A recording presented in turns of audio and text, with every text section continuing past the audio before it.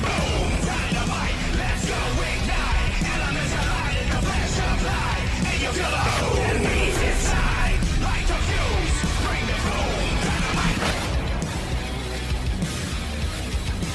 up, everybody?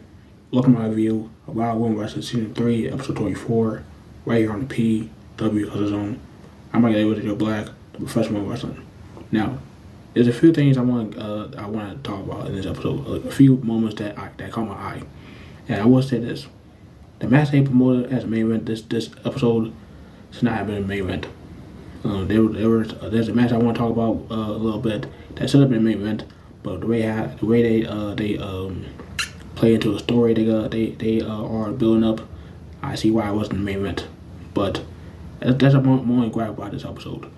But the first match of episode 24, we have Miami Heat, Lori, Lesser Than Lindsay taking on Tormenta and Aussie. Now this is the third time they fought in WoW, and Tormenta and Aussie had not won a match against D2. And every time they have a chance to beat them, there are some interferences, some buffoonery from the referee being an idiot. You get the whole kick and caboodle. But something was missing. And you see Maestro Heat walk into the ring, there's no Fab Four. There's no Play Pink. There's no high swag. There's no bums. And also no Fabulous on Star. Like, this is the first time since they turned heel and they went and joined the Fab Four. So we've seen Street Heat by themselves. And I was like, okay, what the hell's going on? I know that Lone Star been hanging out with High Swag and Play Pink majority of the time since they started becoming a tag team, but like, don't tell me that Lone Star are gonna be like just neglect Street Heat and just focus her attention on Pink and High Swag. But I would have my thoughts on that later on in my review. But the matchup between Street Heat, Aussie, and Tormenta was a good match. Like, again, Tormenta and Aussie, they make a great team, and it was like they always have good combinations when it comes to like tag team moves. Like at one point in the match, you had Tormenta and Aussie doing a weird bro left rock combination. I think it was on Lindsay, and they work well together. Like the international power trip from Aussie and Tormenta, and Street Heat, you can tell they look lost without Lone Star or anyone from the Fab Four at ringside, and they trying their best to like get back in the matchup, isolating Aussie as much as possible. So much so that they put her in double single leg Boston Crab center of the ring, and Aussie trying to fight back, trying to get that Australian fire back in the matchup, and she does, and he tags in Tormenta for the hot tag. At one point during the hot tag, you see Tormenta doing a scissors to Lindsay, and to the point that Lindsay added in the spears Lori, and that's when we see Tormenta and Aussie hitting a powerbomb neckbreaker onto Lindsay, onto Lori. 1, 2, 3, and Tormenta and Aussie finally beat Miami Heat. Third time with the charm, and looks like they gotta be the next contenders for the Wild Tag Championships against Big Wheels Suburban. And that's the case, then I look forward to seeing that matchup, because we were robbed of seeing the matchup between Jay Jones and Penelope 1-on-1 for the Wild Championship. We were robbed from that match. So McLean, you better make that match happen one way or another. I don't care how, to make it happen. And after the match, we see Street Heat backstage heading to the locker room, obviously upset with the loss.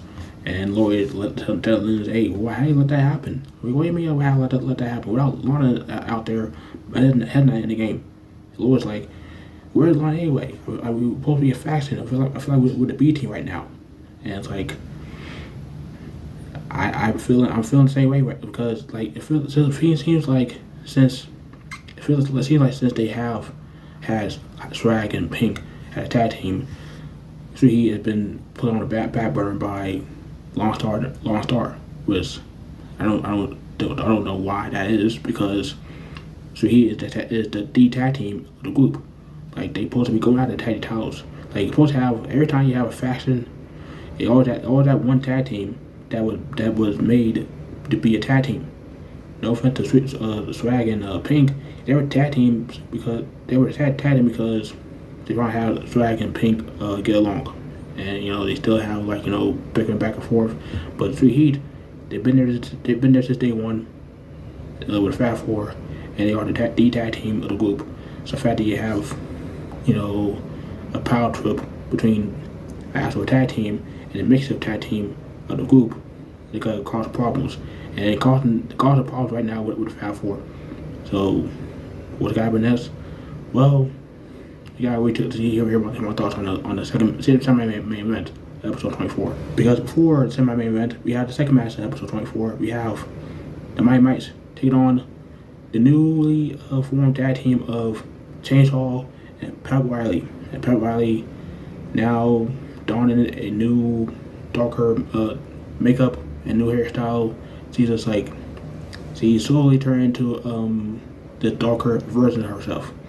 And I don't really have that much to say about this match, other than the fact that it was just like a glorified squash match. And Pat Riley did a little bit better in this matchup than she did the last match against Veronica Room. But other than that, don't really have that much to say.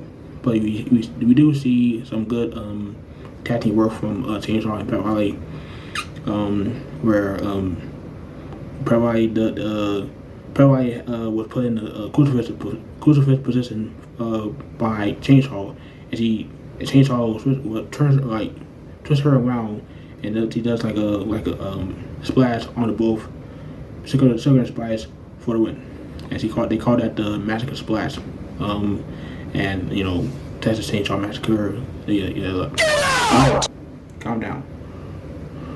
Anyway, after the match, we have word from Pat Riley, as he says, "I'm afraid I got some bad news.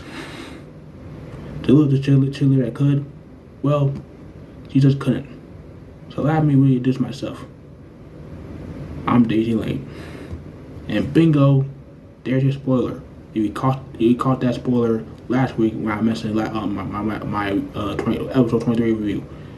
The name of the episode was Introducing Daisy Lane, or something like to that extent, and that was the new name for Pat Riley. So now she's now known as Daisy Lane, which makes sense because Chainsaw and Daisy had been put back to Daisy around before they formed a tag team. So now that I get the cat's out of the bag, I get to talk about this gimmick a little bit more. Yeah, you gotta have some people say that this is basically the All Story of Alexa Bliss, which I can definitely see why you guys can think that. But honestly, I think this gimmick will work. I think probably needed a gimmick change anyway, so having her with Chainsaw will be a pretty fun addition. So I'm looking forward to seeing what both Chainsaw and now Daisy Lane are gonna do as a tag team moving forward. Some of my main event, we have High Swag and Penelope Pink. And look who it is. It's Long Star.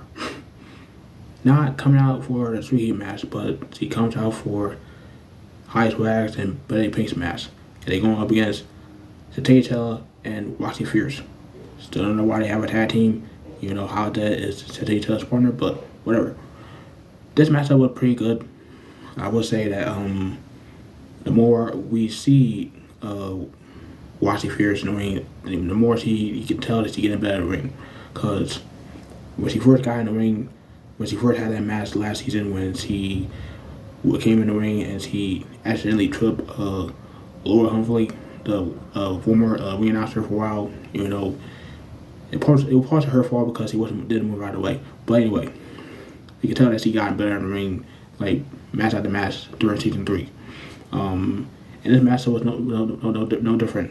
High Swag and Penelope Pink did a good job isolating Santana throughout the whole matchup, and just when things were going good for High Swag and Play Pink, the Roxxy Fierce get the hot tag. See, comes out, gets out of there, House of Fire, Soul blocks, Soul tackle, and hits the back suplex. It would look pretty damn good. High Swag comes in, and she gets caught by Roxxy Fierce, and she hits her with a fallaway slam, throwing her out of the ring, and she catches Play Pink. And we thought we could see another one for fallaway slam, this time to Play Pink, but Long Star, the stretch referee, and Santana pulls her off the apron, and she smashed her face on the apron, like face first. You can tell after the match before she cut the promo, she trying to make sure her nose was broken, and you can just tell that by the look at her face, she was really she got really shaken up in that spot. I know that Santana did not purposely trying to hurt her, but it's one of those spots in wrestling that it's messed up. That's all I'm gonna say. But Long Star the stretch referee that leads to High Swag grabbing the mad ball, aka the soccer box, hitting Roxxy Fierce right in the head, and that leads to Play Pink unconscious, pinning Roxxy Fierce 1, 2, 3, and High Swag and Play Pink still undefeated as he beat Roxxy Fierce Santana. And as I mentioned earlier, Long Star cut the promo after the match. She says, "I want you to feast your eyes on the Washington tag team who did their job and got the win. They're not just contenders. They're your future WoW tag team champions." What? What the? And I immediately sat there while watching this episode. I was like, what the hell? Because this is what I'm talking about. We knew it was going to be some tension. We knew it was going to be some trouble in paradise for the Fab Four. Ever since they had High Swag and Play Pink teaming up. And High Swag came up with the idea. Long Star was okay with that. Of course, Play Pink was not too frowned upon teaming up with High Swag because she still has beef with her ever since the whole what happened with her and the Fab Four and the Motherfuckers. And hearing this bombshell, what does that mean for my Heat? I was kind of surprised I didn't go to the backstage area and see a live reaction of Sweet from after hearing that announcement from Long Star. I wish we had some kind of reaction for them, but we didn't. We're probably gonna see that in this episode. But High Swag got the microphone and says, something is missing. It's something missing in here. Me and Pinky over here, the goal is coming back to the Fab Four. And, she's basically just eating up the whole idea of having the tag team championship back in the Fab Four, whether that be her and Play Pink or the Street Heat. I'm curious to see how things are gonna go. The next couple of weeks between these two teams, because I'm afraid something bad gonna happen, and I don't know what. I mean, again, I have not seen anything outside of this. Is my first time seeing these shows. Aside from the fact that I went to the tapings the last week of the tapings in August, and this everything I see right now on TV is completely new to me. So whatever happens next, I gotta be caught by surprise. But look forward to seeing what happens next between these two teams and the whole Fab Four in general. And now it's time for the main event. And I wish it wasn't the main event of episode 24. Is Santana Garrett versus Paola Mayfield, the GOAT. Now, before the match starts, of course, we had to have McLean on the microphone and just just hear him talk. One love to hear himself talk, cause you see Alvin Maverick accompany her to the ring. Now, after the last time we saw these two in the ring, we saw that Alvin Maverick helped Paola beat Santana Garrett, and Santana Garrett won a rematch, and David made the match official, and he banned Maverick from ringside. and as soon as he sees her walk to the ring, just walking, casually walking her friend to the ring, she's like, "Oh, you get out of here, or else you're gonna get fined." Okay, like she literally gonna head to the ring. She literally walk her friend to the ring. Like she wasn't gonna stay there. She probably gonna go back to the backstage area afterwards before the match starts. You didn't know that, but you didn't even wait to see what would happen next. You just assume, oh, she's out here, so she's just gonna be out here. Like okay, just say that she's not allowed out there. Period. Instead of saying, oh, she's banned from ringside. You didn't say anything about her accompanying her friend to the ring before the match. What the hell? But anyway, this matchup, nothing special. I wasn't really a fan of this match. You can tell that Santana and Garrett did their best to make Paola look good. I mean, not saying that Paola was bad in this match. You can just tell that she's not really. She's still trying to get her feet wet and wow, in wrestling in general. You know, she's been wrestling before a while. She hasn't been wrestling the amount of years as someone like a Santana Garrett has. So being there with a veteran like her, you know for a fact that she needs to like teach her the ropes. But I will say this: Paola did a really good flying form to the corner on the corner she did a flying form in the corner to Santana Garrett. It looked pretty good. That's what I'm trying to say. But other than that, I really wasn't really feeling this matchup that much. We did see Santana Garrett get the win from Paola, hitting the super kick and the Science Star press, the springboard moonsault he does, stand moonsault he does for the win. So without Abby Maverick, Paola Mayfield could not get the job done against Santana Garrett. So maybe it's a good thing that they had a rematch. But I get why it was the main event, but it was up to me. I would have either the Sweet Heat and Aussie and Tormenta match be the main event, or the High Swag, Penelope Pink versus Roxxy and Chantilly match be the main event. Because you can still have that story between the Fab Four, but having the match switch up, having one match be the main event, and have one match be happen beforehand, and have the other match be the main event. You can still have that, storyline going on between the two teams. You didn't need to have this match be the main event because it started off slow. Started off with just Paola being a heel to like get away from me, being the chicken coop heel that you know to be.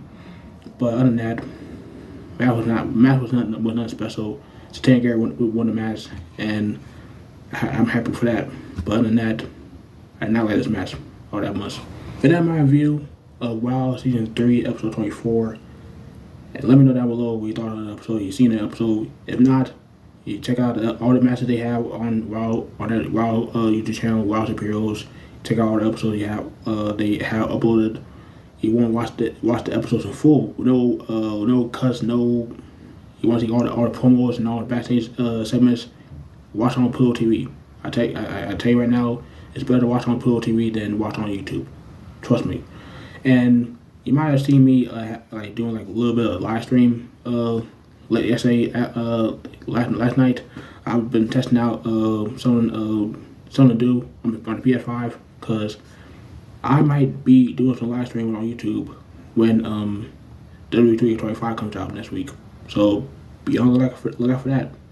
If you're interested, watching me play 2K25 when it comes out, let me just check out the live stream. And I'm not gonna have no face cam, or probably not gonna talk that much on the microphone. But you want to watch me just hang out, play the game, and just check out all the new stuff they have in the game. Be my guest, and it'll be cool. Very very appreciative if we do that. But other than that, like, comment, subscribe, tap the bell, and hope you guys are staying safe. You're in Minnesota. Hope you guys are enjoying this nice ass weather out right now, because in the 50s, it's feeling good out there. I mean, there's still snow is melting. Spring is coming. It's coming. and I'm glad that we not and don't have to deal with the 50 like 12, 15 below weather, cold ass weather anymore. So if you're in the Minnesota area, it's always weather while it lasts because it may not be back for a while. If it does, we do end up getting snow or rain and all that BS. But yeah, hope you guys have a good day and catch you guys in the next video. Most likely be my review of Eliminated Chamber. To that time, my name is April Black. I'm out.